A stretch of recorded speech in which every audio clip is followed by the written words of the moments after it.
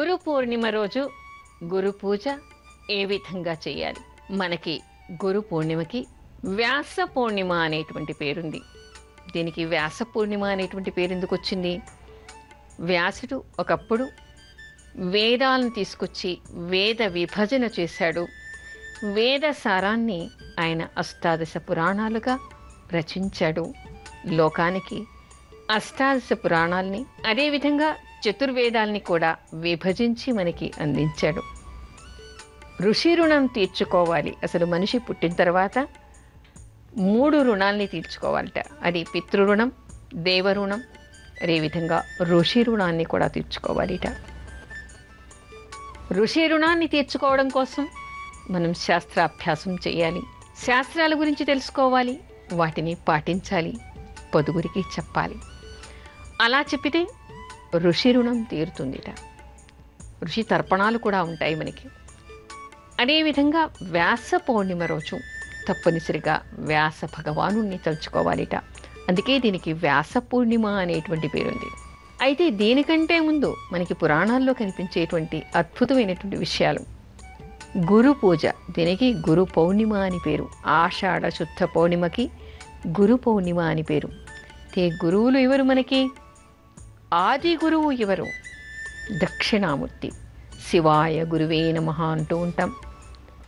అందరికంటే ముందుగా మనం ఈశ్వరుడికి పూజ చేయాలి, దక్షిణామూర్తికి పూజ చేయాలి. అంటే మనకి విద్యాస్వరూపం శివస్వరూపంలో గురువుగా పూజించేటువంటిది దక్షిణామూర్తిని, ఈశ్వరుణ్ణి. దక్షిణామూర్తి ఏ విధంగా ఉంటాడు? ఆయన 16 సంవత్సరాల యువకుడట. యువ గురువు, వృద్ధ శిష్యులు ఉంటారట ఆయన దగ్గర. ఆయన చూస్తే చాలు, ఆయన చూపు మన మీద పడితే చాలు. ఆయనేమి మనకి విద్యలు చెప్పడు, అందరు గురువుల్లాగా మనకి ఆయన ఏమీ చెప్పడు.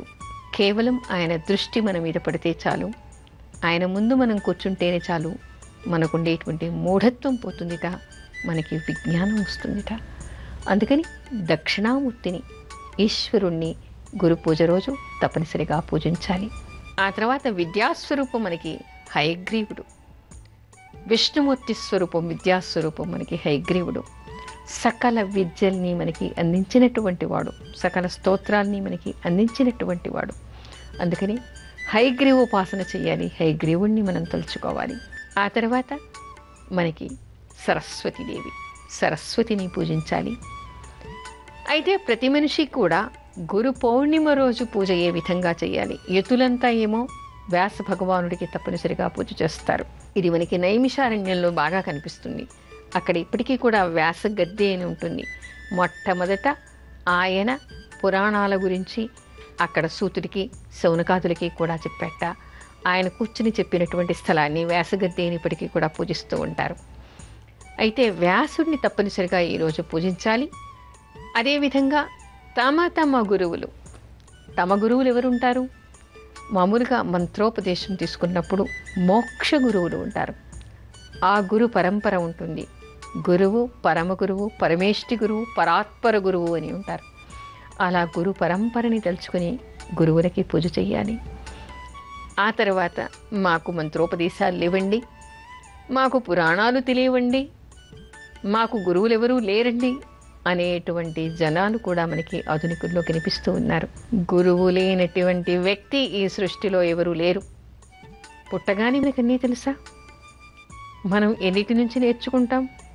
ప్రథమ గురువు తల్లి, ఆ తర్వాత గురువు తండ్రి, ఆ తర్వాత కొంతో అక్షరాభ్యాసం మీకు వచ్చింది కదా, చదువు నేర్చుకున్నారు కదా, ఆ చదువు నేర్పించినటువంటి వాడు కూడా గురువే. ఆ గురువు అంటే మొట్టమొదటికి మనకి తల్లి తండ్రి ప్రథమ గురువులు.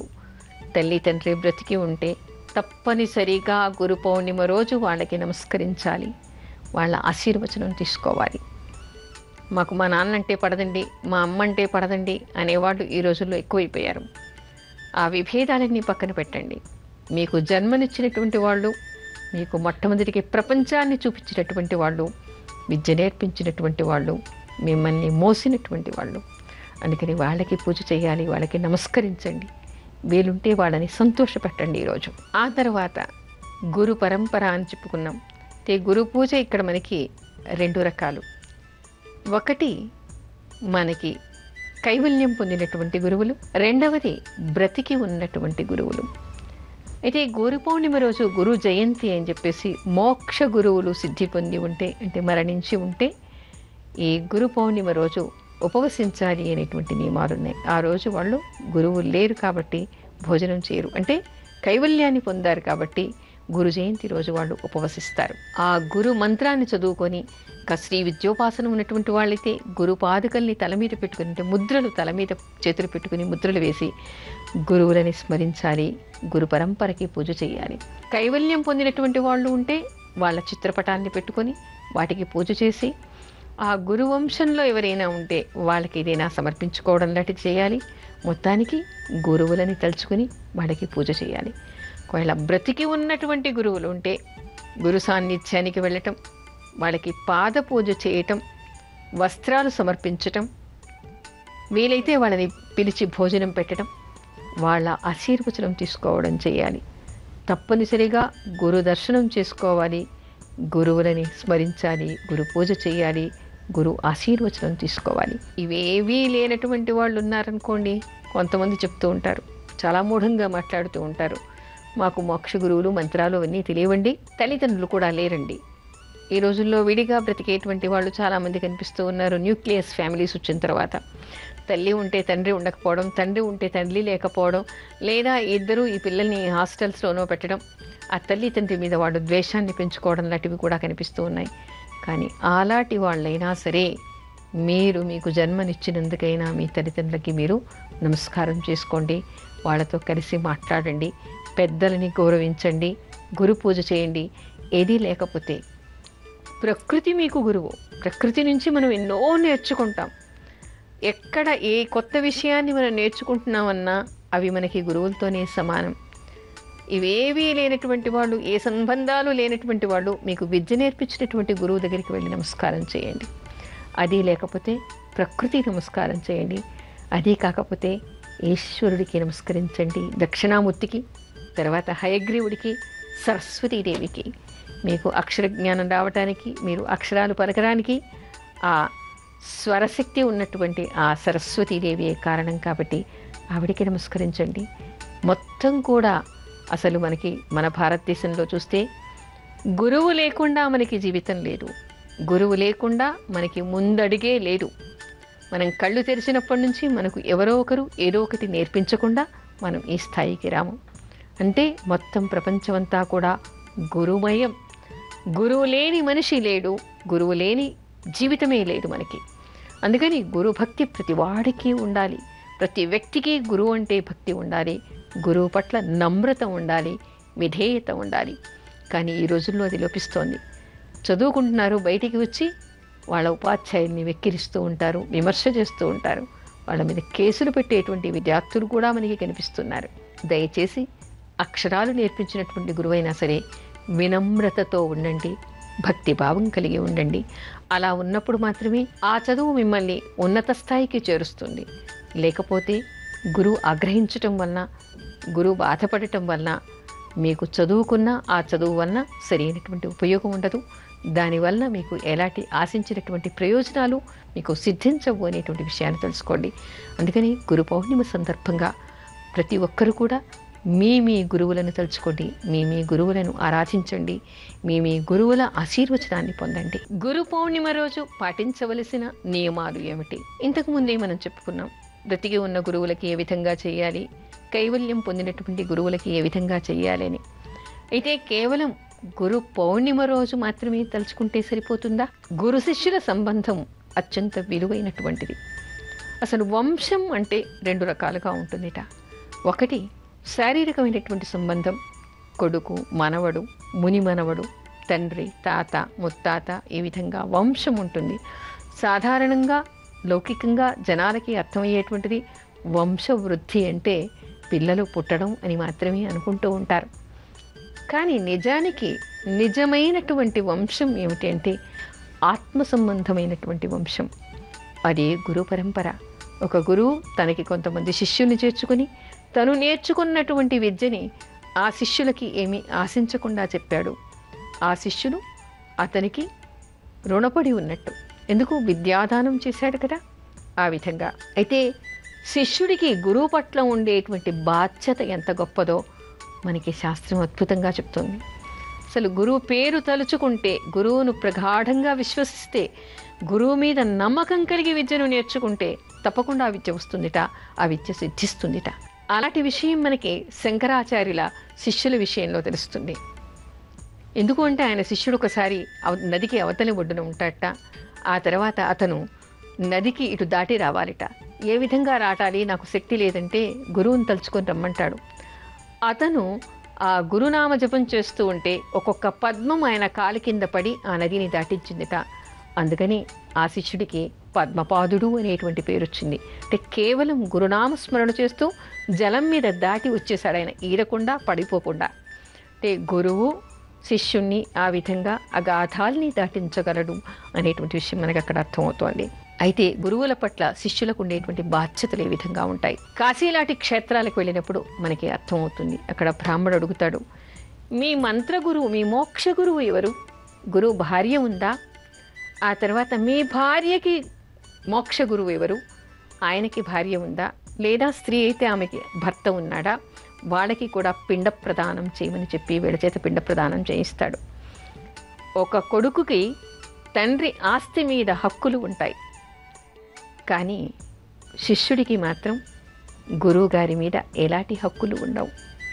కేవలం గురు శుశ్రూష చేయడం. పూర్వకాలంలో అయితే గురుకులంలోకి వెళ్ళగానే గురువుగారికి పాదాలొత్తటం, గురువుగారు ఏ పని చెప్తే ఆ పని చేయటం, విద్య నేర్చుకున్నంతకాలం భిక్షాటన తెచ్చి గురువుగారికి ఇవ్వటం, గురువు దక్షిణగా ఆయన ఏది కోరితే దాన్ని తెచ్చి ఆయనకి ఇవ్వడం ఒక ఆనవాయితీగా ఉండేది. అంటే గురువు చెప్పిందే వేదంగా వాళ్ళు భావించేవాళ్ళు. ఆ తర్వాత కూడా ఏ విధంగా ఉంటుంది అంటే, అసలు ఒక కొడుకు మనవడు ఉన్నాడంటే ఆస్తి పంపకాల కోసం వస్తారు. వాళ్ళు అతన్ని తండ్రిని తాతని చూసినా చూడకపోయినా న్యాయపరంగా అయినా కూడా ఆస్తుల కోసం పోట్లాట చేస్తారు. వాళ్ళు ఆస్తి లాక్కుంటారు, ఆస్తి అనుభవిస్తారు. కానీ ఒక శిష్యుడు కేవలం గురు మంత్రోపదేశం చేశాడు అంటే అతనికి జన్మజన్మలకి రుణపడి ఉన్నట్టుగా ఆ గురు పరంపరకి ఆయన తర్పణాలు వదలటం, వాళ్ళకి పిండ ప్రదానం పుణ్యక్షేత్రాలకు వెళ్ళినప్పుడు చేయటం, ఒకవేళ ఆ గురువుకి పిల్లలు లేకపోతే ఒక కొడుకు చేసినట్టుగా కర్మకాండను చేయటం, ఏమీ ఆశించకుండానే ఒక తనయుడు తన తండ్రికి ఏ విధంగా చేస్తాడో అలా మోక్షానికి వెళ్ళటానికి, పరలోకాలకి వెళ్ళటానికి, అతనికి నరకలోకం నుంచి విముక్తి కలిగించడానికి ఈ శిష్యుడు అన్ని విధాలుగా తన బాధ్యతని నిర్వర్తించవలసినటువంటి అగత్యం, బాధ్యత శిష్యుడి మీద ఉంది అని మనకి శాస్త్రం చెప్తోంది. అందుకని అది గొప్ప వంశం. ఎవరికైనా నిజమైన శిష్యులు ఉన్నారంటే వాళ్ళ వంశం వృద్ధి చెందినట్టే. అందుకని మాకు పిల్లలు లేరు అని ఎవరు కూడా చింతించే పని లేదు. అనేక మార్గాలు. అందుకని ప్రతి ఒక్కరు కూడా తాము నేర్చుకున్నటువంటి విద్యని లుప్తం చేయకుండా తమ శిష్యులకి ప్రసారం చేయాలిట. సరస్వతి అంటేనే సరస్ అనేటువంటి ధాతువు నుంచి వస్తుంది. అంటే ప్రవహించేది అనేటువంటి అర్థం. ఏది ప్రవహిస్తుంది? మన విద్య ప్రవహించాలి. ఎలాంటి ఆశ లేకుండా మన విద్యని మనం మరొకరికి నేర్పించాలి. అది ప్రవాహంలాగా ఇంకొకరికి వెళ్ళింది, వాళ్ళు ఇంకొకళ్ళకి అలా విద్యా ప్రసారం జరుగుతూ ఉండాలి. పూర్వకాలం నుంచి వేద విద్య నేర్చుకోవడానికి ఈ రోజుల్లాగా కంప్యూటర్లు కానీ రాత పని కానీ ఉండేది కాదు. గురువుగారు చెప్తే శిష్యుడు పలికి నేర్చుకునేవాడు. అలా వేదాలు పూర్వకాలం నుంచి నేర్చుకోవడం జరిగింది. అందుకని శిష్యుడి బాధ్యత గురుతరమైనటువంటి బాధ్యత. అందుకని ఒక శిష్యుడు ఉన్నాడు అంటే అతను లోకాన్నే ఉద్ధరిస్తాడు. ఒక కొడుకు పుడితే ఆ కులాన్ని మాత్రమే ఉద్ధరిస్తాడు. కానీ ఒక మంచి శిష్యుడు ఉంటే దేశాన్ని, లోకాన్ని, గురువులని అందరినీ కూడా ఉద్ధరించినటువంటి వాడవుతాడు. మరో జన్మకి మంచి విద్యార్హత కలిగి ఉంటాడు. భగవంతుడి ఆశీర్వచనాన్ని పొందుతాడు. అన్నిటికంటే ముఖ్యంగా జ్ఞానాన్ని సంపాదించినటువంటి వాడవుతాడు. మోక్షానికి దగ్గరవుతాడు, కైవల్యానికి దగ్గరవుతాడు, భగవంతుడికి దగ్గరవుతాడు. అందుకని గురువులను పూజించడం వలన మీ విద్య సార్థకమవుతుందని, మీకు జ్ఞానదీపం వెలుగుతుందని, జ్ఞాన నేత్రం తెరుచుకుంటుంది అనేటువంటి విషయాన్ని తెలుసుకోవాలి.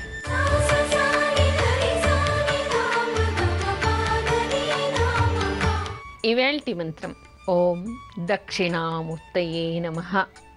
దక్షిణామూర్తి శివస్వరూపం, విద్యాస్వరూపం. ఈ మంత్రాన్ని చదువుకోవడం వల్ల మీకు విద్యలో ప్రావీణ్యత లభిస్తుంది. మాకు పలకదండి అని ఎవరైనా అన్నారనుకోండి, శివాయ గురవే నమః అనుకోండి. ఇదైతే అత్యంత సులభంగా ఉంటుంది. దీనిలో ఒత్తులు, ద్విత్వాలు, సంయుక్తాలు ఏమీ లేవు. శివాయ గురవే నమః అంటే శివుడే నాకు గురువు, శివుని గురువుగా భావిస్తున్నాను అనేటువంటి భావన ఏమీ లేకుంటే శివుడి వైపు చూసి నమస్కరించుకోండి. తప్పనిసరిగా ఈశ్వరానుగ్రహం మీకు లభిస్తుంది.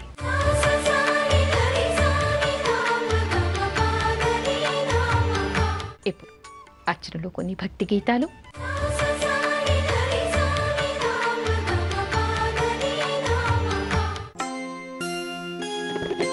రామచంద్రుడితడు రఘువీరుడు, రామచంద్రుడితడు రఘువీరుడు, కామిత ఫలములియగలిగే నిందరికి రామచంద్రుడితడు రఘువీరుడు, కామిత ఫలములియగలిగే నిందరికి రామచంద్రుడితడు రఘువీరుడు.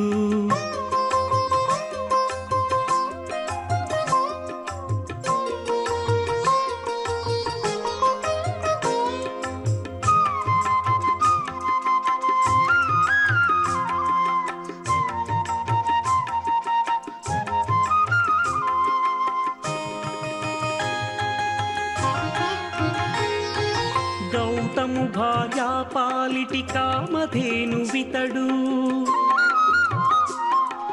ఘాతల కౌశికు పాలి కల్పవృక్షము, గౌతము భార్యా పాలిటి కామధేనువితడు, ఘాతల కౌశికు పాలి కల్పవృక్షము, సీతాదేవి పాలిటి చింతామణి ఇతడు, సీతాదేవి పాలిటి చింతామణి ఇతడు, ఈతడు దాసుల పాలి ఇహ పరదైవము రామచంద్రుడితడు రఘువీరుడు, కామిత ఫలములియగలిగే నిందరికి రామచంద్రుడితడు రఘువీరుడు.